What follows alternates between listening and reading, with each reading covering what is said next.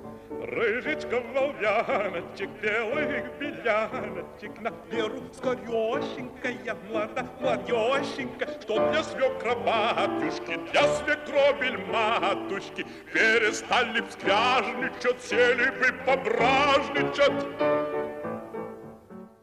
Alors, bienvenue pour cette 45e soirée. Depuis quelques mois, on a des soirées un peu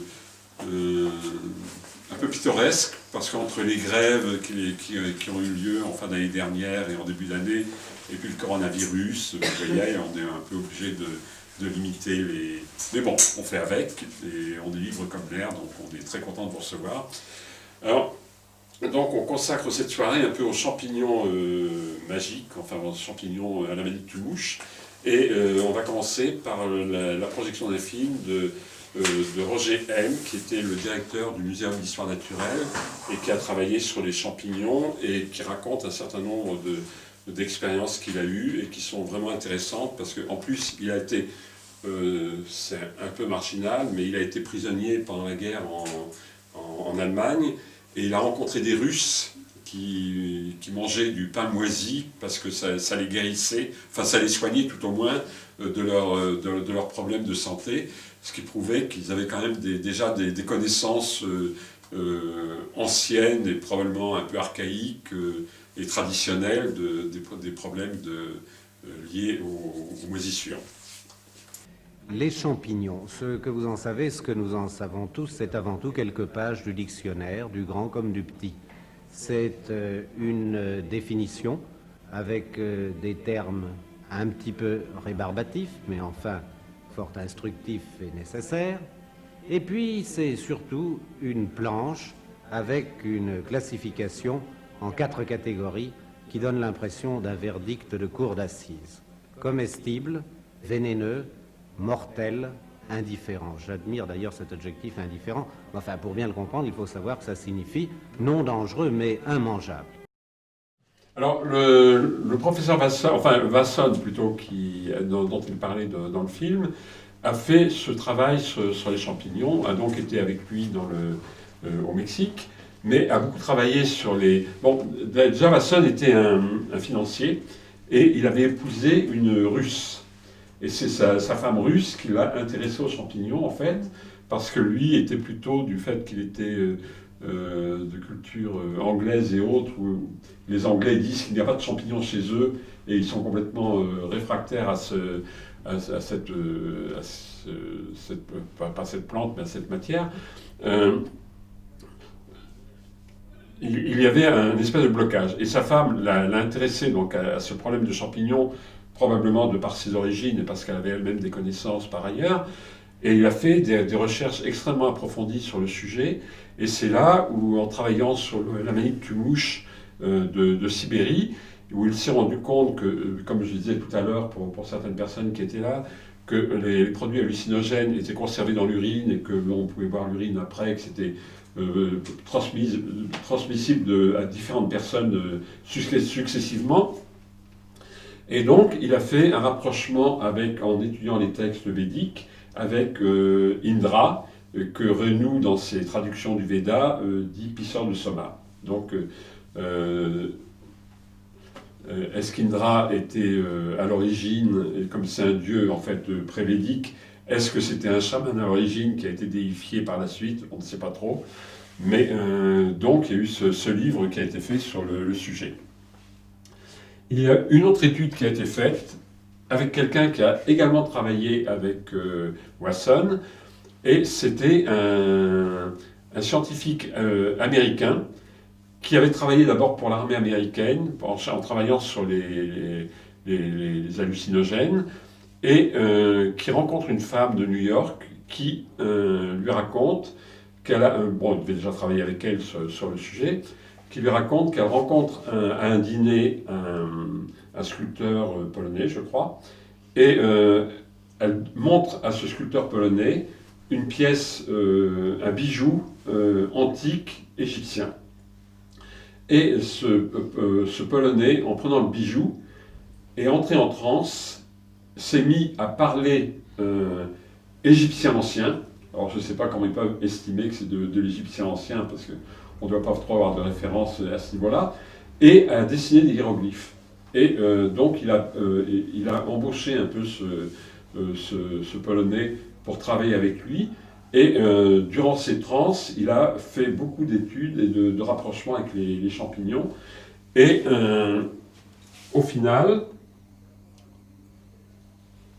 il découvre que dans cette peinture qui est dans le tombeau de Thoumosis III, il y a des champignons.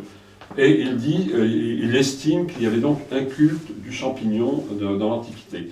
Et le livre de Wasson, qui avait fait une étude assez profonde par ailleurs de Lévi-Strauss parle également d'un culte de l'Antiquité, un culte du champignon.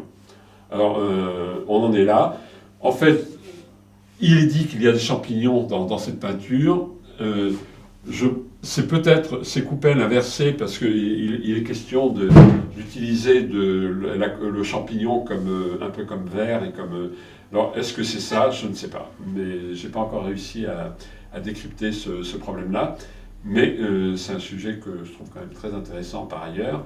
Et il était question dans ces études d'une tapisserie qui avait été trouvée en Mongolie il y a 2000 ans à peu près, enfin qui a été créée en Mongolie il y a 2000 ans et que les Russes ont découvert récemment. Et Adrien a fait des recherches là-dessus, il va nous donner le résultat de ces recherches. Alors des recherches, c'est un grand mot. En fait, je ne suis pas du tout spécialiste du sujet, mais en lisant quelques articles, et en ayant aussi parcouru, parce que c'est un gros pavé, The Divine Mushroom, c'est le livre de Watson que nous avons maintenant, et bien petit à petit, on peut un peu étayer le propos. Et c'est vrai qu'on pourrait se croire assez loin de la zone himalayenne, mais en fait, avec ses ramifications de Wasson, qui parle du champignon de la Manittu-mouche, des Rig Veda, donc les livres sacrés des Indiens, où le soma est cité à toutes les pages. Le soma, cette mixture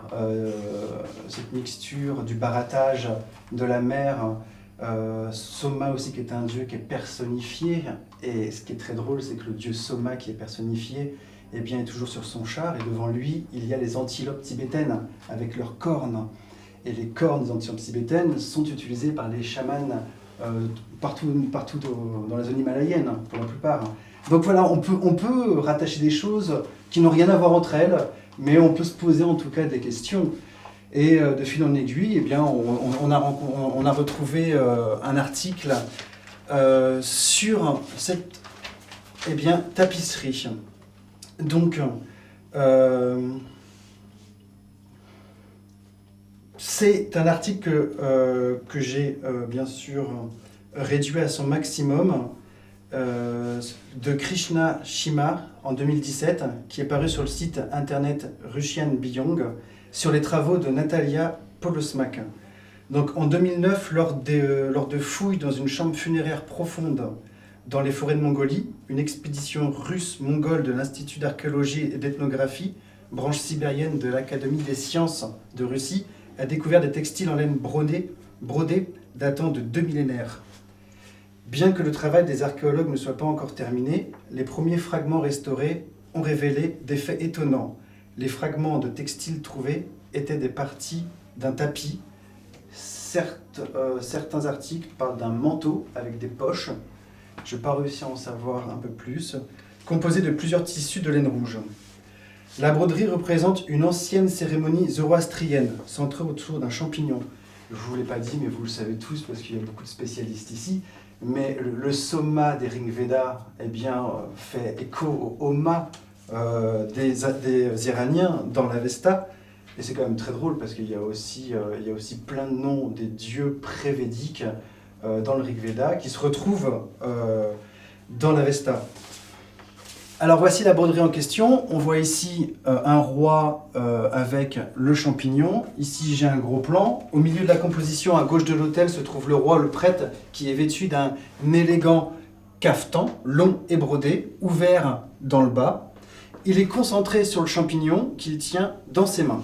Selon Polosmak, donc c'est la chercheuse en chef de l'Académie des sciences de Russie.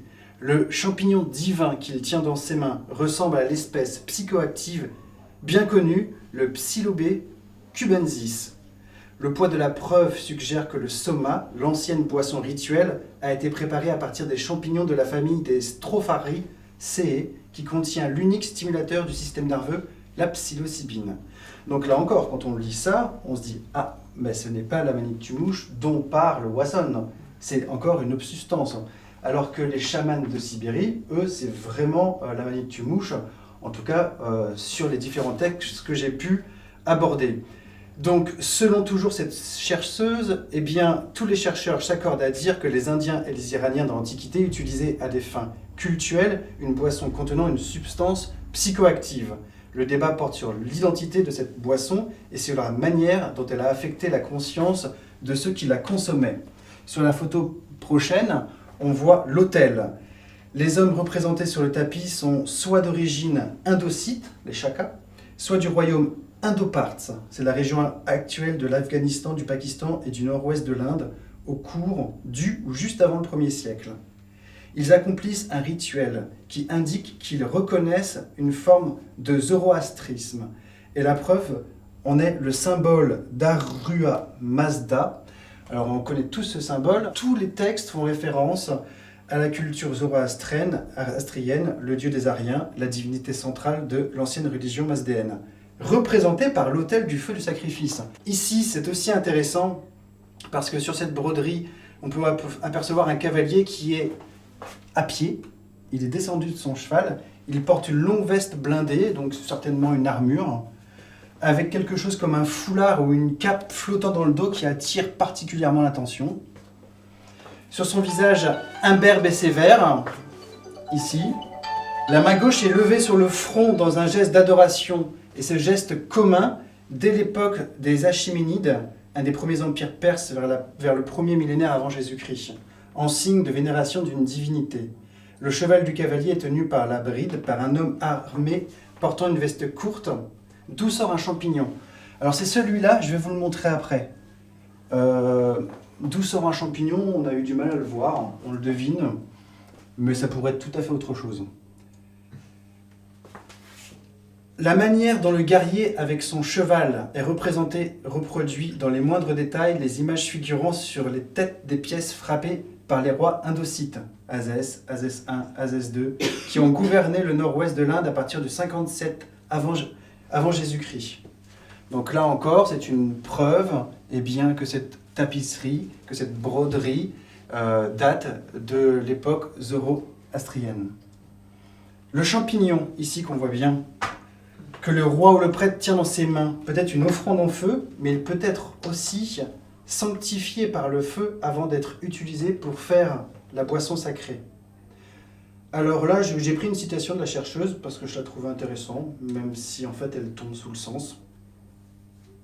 Le nord-ouest de l'Inde de cette époque, où selon toute vraisemblance le rituel se déroule, était le lieu de 3 rencontres, de 3 ethnies, 3 cultures, indiennes, iraniennes et grecques. Chacune d'entre elles avait ses propres dieux. La tolérance et le culte non seulement de ses propres dieux, mais aussi des dieux étrangers, étaient choses courantes. Et enfin, ici, alors là aussi, il y a beaucoup de choses à dire, mais c'est un peu tiré par les cheveux, mais en fait, pas tant que ça.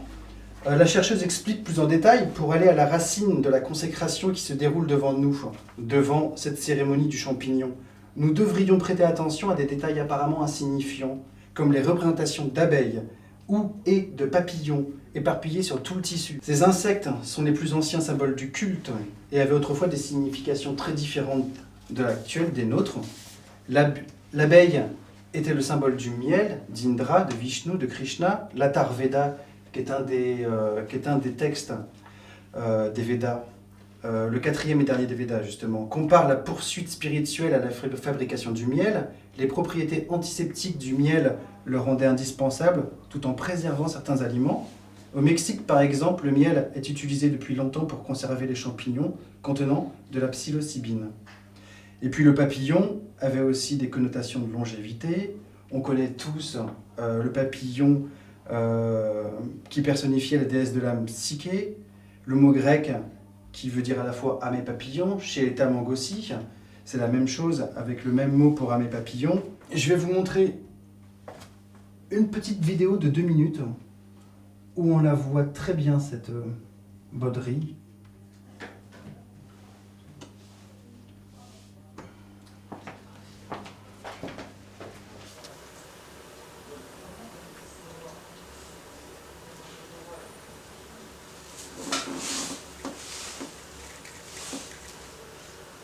Ксенечка, пожалуйста, нож.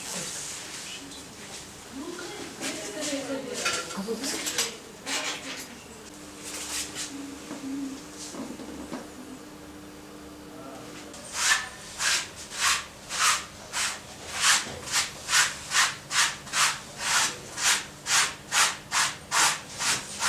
ну, то, что у нас.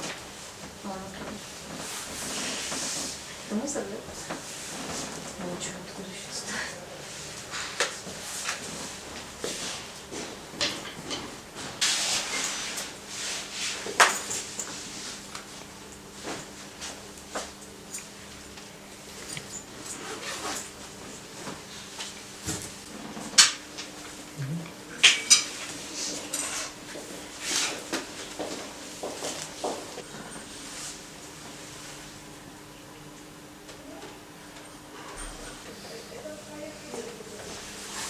Губка, да, чистая губка лежала, венка вчера чистая.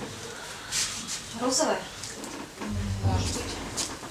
Нет. Нет, мы приносили новую ручку.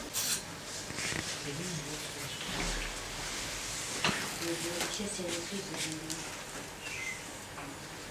так, как шаг назад.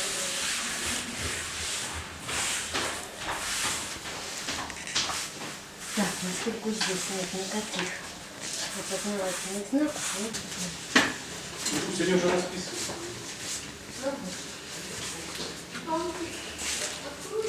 Антипан кто-то несла. Да. С глаз долой. Почему? Нет, Мы все равно будем это делать. Ну, чуть позже.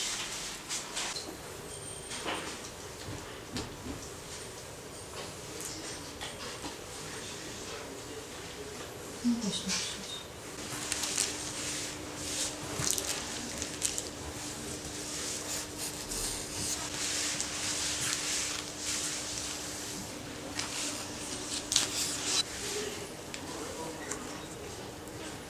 Это 26,5. 26. с половиной. Вот это смотри. Угу.